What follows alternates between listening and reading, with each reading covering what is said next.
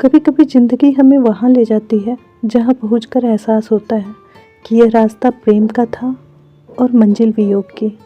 कुछ रिश्ते साथ चलने के लिए नहीं होते, वे बस यादों में ठहर जाने के लिए होते हैं। वे हमें मिलते हैं, दिल में बसते हैं और फिर चुपचाप हमारी ज़िंदगी की सबसे गहरी खामोशी बन जाते हैं। ऐसी ही एक खामोशी की कहानी है आखिरी मंजिल, लेखक मुंशी प्रेमचंद। तो आइए सुनते हैं इस कहानी को। आज 3 साल गुजर गए। यही मकान है, यही बाग है, यही गंगा का किनारा, यही संगमरमर का हौज, यही मैं हूँ, यही दर दीवार। मगर इन चीज़ों से दिल पर कोई असर नहीं होता। वह नशा जो गंगा की सुहावनी और हवा के दिलकश झोंकों से दिल पर छा जाता था, उस नशे के लिए अब जी तरस जा रहा है। अब वह दिल नहीं रहा। वह युवती जो जिंदगी का सहारा थी, अब इस दुनिया में नहीं है। मोहिनी ने बड़ा आकर्षक रूप पाया था। उसके सौंदर्य में एक आश्चर्यजनक बात थी। उसे प्यार करना मुश्किल था। वह पूजने के योग्य थी। उसके चेहरे पर हमेशा एक बड़ी लुभावनी आत्मिकता की दीप्ति रहती थी। उसकी आंखें, जिनमें लज्जा, गंभीरता और पवित्रता का नशा था, प्रेम की स्रोत थी। उसकी एक एक चितवन, एक एक क्रिया, एक एक बात उसके हृदय की पवित्रता और सच्चाई का असर दिल पर पैदा करती थी।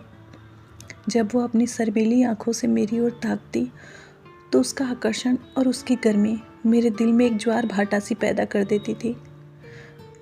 उसकी आंखों से आत्मिक भावों की किरणें निकलने लगती थीं, मगर उसके ओठ प्रेम की बानी से अपरिचित थे।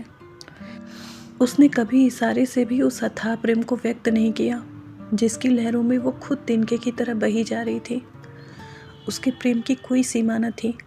वह प्रेम जिसका लक्ष्य मिलन नहीं, प्रेम नहीं, वासना नहीं। मोहिनी का प्रेम वह प्रेम था जो मिलने में भी वियोग के मज़े लेता है।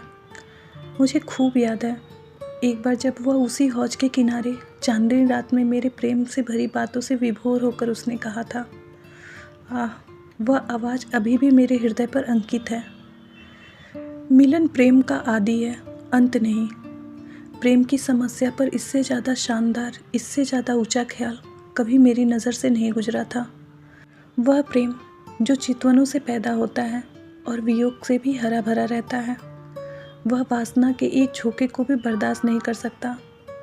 संभव है कि यह मेरी आत्मस्तुति हो, मगर वह प्रेम जो मेरी कमजोरियों के बावजूद मोहिनी को मुझसे था, उसका एक कतरा भी मुझे बेसुध करने के लिए काफ़ी था। मेरा हृदय इतना विशाल ही न था। मुझे आश्चर्य होता था कि मुझ में कौन सा गुण था जिसने मोहिनी को मेरे प्रति प्रेम से विहल कर दिया था। सौंदर्य, आचरण की पवित्रता, मर्दानगी का जौहर, यही वह गुण है जिन पर मोहब्बत न्यौछावर होती है। मगर मैं इनमें से एक पर भी गर्व नहीं कर सकता। शायद मेरी कमजोरियां ही उस प्रेम की तड़प की कारण थीं। मोहिनी में वह अदाएं न थीं जिन पर रंगीली तबीयतें फिदा हो जाया करती हैं। तिरछी चितवन, रूप, गर्व की मस्ती से भरी हुई आंखें, दिल को मोह लेने वाली मुस्कुराहट, चंचल वाणी, उसमें कोई चीज़ यहाँ न थी। मगर जिस तरह चांद के मध्यम सुहानी रोशनी में कभी कभी फुहारे पड़ने लगते हैं, उसी तरह निश्चल प्रेम में उसके चेहरे पर एक मुस्कुराहट कौंध जाती है और आंखें नम हो जाती हैं। यह अदा न थी, सच्चे भाव की तस्वीर थी जो मेरे हृदय में पवित्र प्रेम की खलबली पैदा कर देती थी। शाम का वक्त था। दिन और रात गले मिल रहे थे। आसमान पर मतवाली घटाएं छाई हुई थी और मैं मोहिनी के साथ उसी हौज के किनारे बैठा हुआ था। ठंडी ठंडी बयार और मस्त घटाएं हृदय के किसी कोने में सोते हुए प्रेम के भाव को जगा दिया करती हैं। वह मतवालापन जो उस वक्त हमारे दिलों पर छाया हुआ था, उस पर मैं हजारों होशमंदियों को कुर्बान कर सकता हूँ। ऐसा मालूम होता था कि उस मस्ती के आलम में हमारे दिल बेताब होकर आंखों से टपक पड़ेंगे। आज मोहिनी की ज़बान भी संयम की बेड़ियों से मुक्त हो गई थी और उसकी प्रेम में डूबी हुई बातों से मेरी आत्मा को जीवन मिल रहा था। एकाएक मोहिनी ने चौंक कर गंगा की तरफ देखा। हमारे दिलों की तरह उस गंगा की गति भी उमड़ी हुई थी। पानी की उस उद्विग्न उठती गिरती सतह पर एक दिया बहता हुआ चला जा रहा था और उसका चमकता हुआ अक्स थिरकता और नाचता हुआ एक पुष्कल तारे की तरह पानी को अवलोकित कर रहा था। ओह, उस नन्ही सी जान का क्या विसार थी। कागज़ के चंद पुर्जे, बाँस की चंद तीलियाँ, मिट्टी का एक दिया, जैसे किसी अकृत लालसाओं की समाधि थी जिस पर किसी दुख बांटने वालों ने तरस खाकर एक दिया जला दिया था।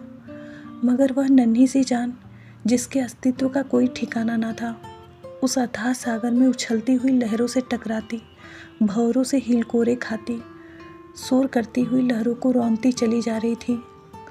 शायद जल देवी ने उसकी निर्बलता पर तरस खाकर उसे अपने आंचल में छुपा लिया था।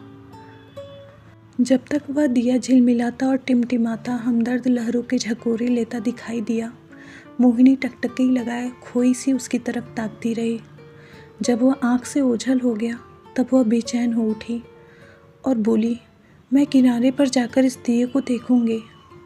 जिस तरह हलवाई की मनभावन पुकार सुनकर बच्चा घर से बाहर निकल पड़ता है और चाव भरी आंखों से देखता है और अधीर आवाज़ों से पुकारता है, उस नेमत की थाल की तरफ दौड़ता है, उसी जोश और चाव से मोहिनी नदी के किनारे चली। बाग से नदी तक सीढ़ियाँ बनी हुई थी। हम दोनों तेजी से एक साथ नीचे उतरे और किनारे पहुँचते ही मोहिनी ने खुशी के मारे उछलकर जोर से कहा, अभी है, अभी है, देखो वह निकल गया। वह बच्चों सा उत्साह और उद्विग्न अधीरता जो मोहिनी के चेहरे पर उस समय थी, मुझे कभी न भूलेगी। मेरे दिल में सवाल पैदा हुआ, उस दिए से ऐसा हार्दिक संबंध, ऐसी व्यवस्था क्यों? मुझ जैसा कवित्य सुन व्यक्ति उस पहेली को जरा भी न बूझ सका। मेरे हृदय में आशंकाएं पैदा हुईं। अंधेरी रात है, घटाएं उमड़ी हुई हैं, नदी बाढ़ पर है, हवा तेज है, यहाँ इस वक्त ठहरना ठीक नहीं है। मगर मोहिनी, वह चाव भरे भोलेपन की तस्वीर उसी दिए की तरफ आंखें लगाए हुए चुपचाप खड़ी थी। वह उदास दिया ज्यों-ज्यों हिलता मचलता चला जा रहा था, वह ना जाने कहाँ, किस देश में। मगर थोड़ी देर बाद वह दिया आंखों से ओझल हो गया। मोहिनी ने निराश स्वर में पूछा, गया? बुझ गया होगा। और इससे पहले कि मैं जवाब दूं, वह उस डोंगे के पास चली गई जिस पर हम बैठकर कभी कभी नदी में सैर किया करते थे, और प्यार से मेरे गले लिपट कर बोली, मैं उस दिए को देखने जाऊंगी कि वह कहाँ जा रहा है, किस देश को। यह कहते कहते मोहिनी ने नाव की रस्सी खोल दी। जिस तरह पेड़ों की डालियां तूफान के झोंके से झंकोले खाती हैं, उसी तरह यह डोंगी डमाडोल हो रही थी। नदी का वह डरावना विस्तार, लहरों का वह भयानक झंकोले, पानी का वह गरजता हुआ आवाज़, इस खौफनाक अंधेरे में इस डोंगी का बेड़ा कौन पार करेगा? मेरा दिल बैठा जा रहा था। क्या उस अभागे की तलाश में यह कश्ती भी डूबेगी? मगर मोहिनी का दिल उस वक्त उसके बस में न था। उसी दिए की तरह उसका हृदय भी भावनाओं की विराट लहरों से भरी हुई गरजती हुई नदी में बहा जा रहा था।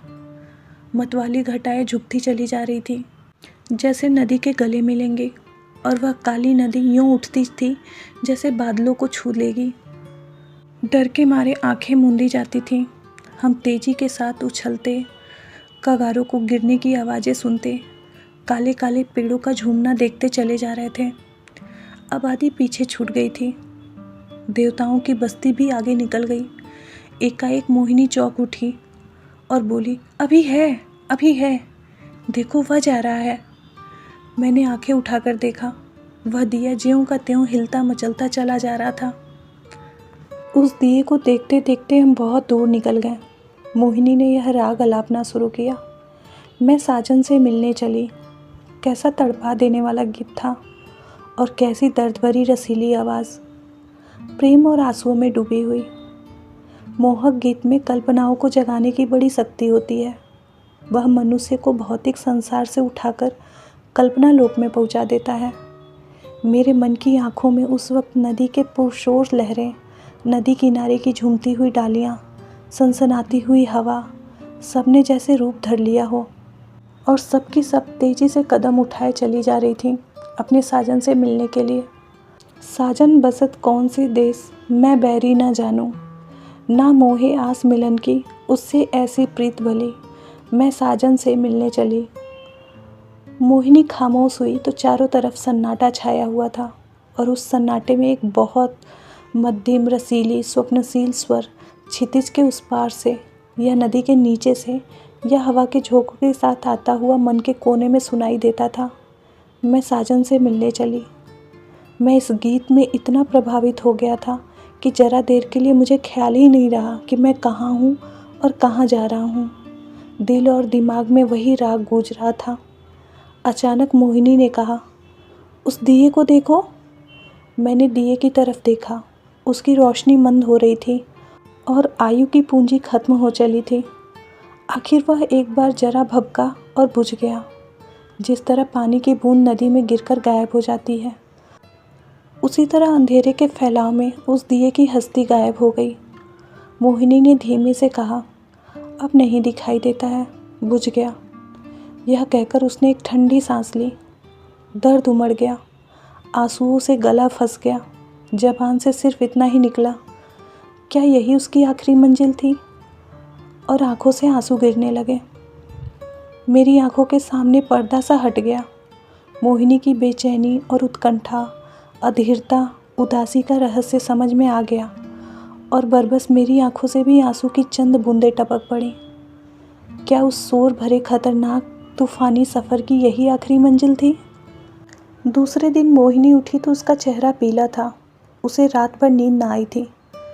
वह कवि स्वभाव की स्त्री थी। रात की इस घटना ने उसे दर्द भरे भावुक हृदय पर बहुत असर पैदा कर दिया था। हंसी उसके ओठों पर यूं बहुत कम आती थी। हाँ, चेहरा खिला रहता था। आज से वह हंसमुखपन भी विदा हो गया। हरदम चेहरे पर एक उदासी सी छाई रहती है और बातें ऐसी जिनसे हृदय छलनी हो जाता है और रोना आता था। मैं उसके दिल को इन ख्यालों से दूर रखने के लिए कई बार हंसाने वाले किस्से लाया करता, पर उसे वह खोल कर भी ना देखती। हाँ, जब मैं घर पे ना होता तो वह कवि की रचनाएं देखा करती, मगर इसलिए नहीं कि उसे पढ़ने से कोई आनंद मिलता था, बल्कि इसलिए कि उसे रोने के लिए ख्याल मिल जाता था। और वह कविताएं जो उस ज़माने में उसने लिखी, दिल को पिघला देने वाले दर्द से भरे गीत हैं। कौन ऐसा व्यक्ति है जो उन्हें पढ़कर अपने आंसुओं को रोक लेगा? वह कभी कभी अपनी कविताएं मुझे सुनाती है और जब मैं दर्द से डूबकर उसकी प्रशंसा करता हूँ तो मुझे उसकी आंखों में आत्मा के उल्लास का नशा दिखाई पड़ता है। हंसी, दिल लगी और रंगीनी मुमकिन है कुछ लोगों के दिल पे असर पैदा करे, मगर वह कौन सा दिल है जो दर्द के भावों से पिघल न जाए? एक रोज़ हम दोनों इसी बाग का सैर कर रहे थे। शाम का वक्त था और चैत का महीना। मोहिनी की तबीयत आज खुश थी। बहुत दिनों बाद आज उसके ओठों पर मुस्कुराहट की झलक दिखाई दी थी। जब शाम हो गई और पूर्णमासी का चांद गंगा की गोद से निकलकर ऊपर उठा तो हम इसी हौज के किनारे बैठ गए। यह मौल सीढ़ियाँ, यह कतार और यह हौज मोहिनी की यादगार है। चांदनी में विषाद आई और चौपड़ होने लगी। आज तबीयत की ताजगी ने उसके रूप को चमका दिया था और उसकी मोहक चपलताएं मुझे मतवाला किए देती थी।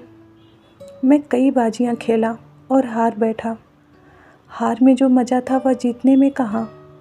हल्की सी मस्ती में जो मज़ा है वह छकने और मतवाला होने में नहीं है। चांदनी खूब छिटकी हुई थी। एकाएक मोहिनी ने गंगा की तरफ देखा और मुझसे बोली, वह उस पार कैसी रोशनी नज़र आ रही है। मैंने भी निगाहें दौड़ाई। चिता की आग जल रही थी, लेकिन मैंने टाल कर कहा, साझी खाना पका रहे हैं। मोहिनी को विश्वास न हुआ। उसके चेहरे पे एक उदास मुस्कुराहट दिखाई दी और आंखें नम हो गई। ऐसे दुख देने वाले दृश्य उसे भावुक और दर्दमंद दिल पर वही असर करते थे जो लू की लपट फूलों के साथ करती है।